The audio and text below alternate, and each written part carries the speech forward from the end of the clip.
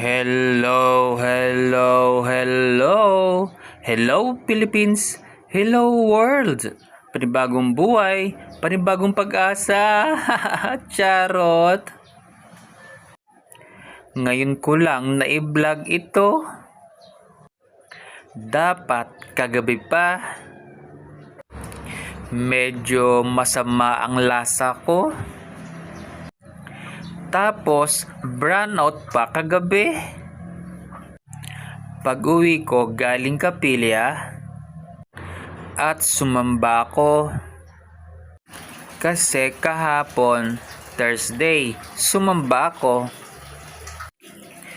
Yung kuryente sa kahihintay ko, nakatulog ako. Kaya ngayon lang ako nakagawa ng vlog. Friday pa.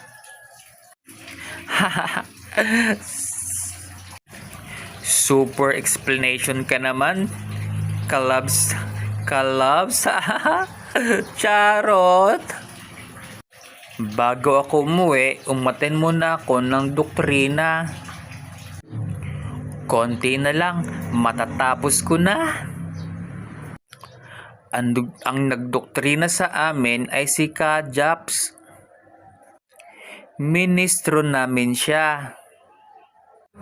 Head Minister. 2 taon namin siya makakasama sa Gulod, Galatagan, Batangas.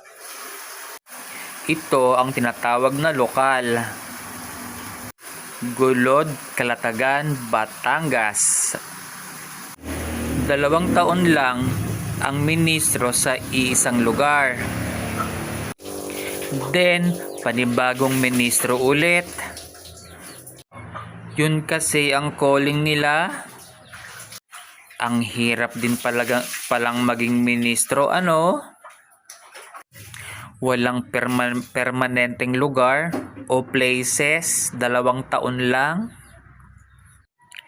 Ang ganda na lang na pag-aralan or lesson namin kagabi. Hindi ko na ikukwento sa inyo ng detailed kasi masyadong mahaba. Tamad ka lang magkwento eh. Hindi, kulang ang oras. Sharing naman po tayo mga kalabs. Lucas 12 verse 15.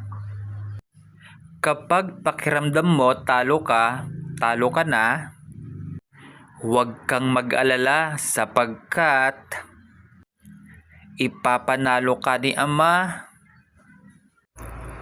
Mag-ingat kayo sa lahat ng uri ng kasakiman, sapagkat ang tao ay wala sa dami ng kayamanan. Lucas verse 12 to 15. Bigyan mo ng mabuting dahilan ang Ama upang tuparin niya ang iyong panata. Simulan mo sa pagsunod. May sandaling ilalagay ka ng Ama sa sitwasyong wala kang pagpipilian, kundi ang magtiwala ka lang sa Kanya.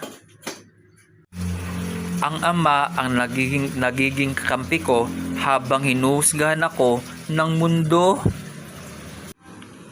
O siya, hanggang dito na lang. Ito po si Kalabs TV Vlog, ang sa inyo'y nagpapaalam. Bye-bye!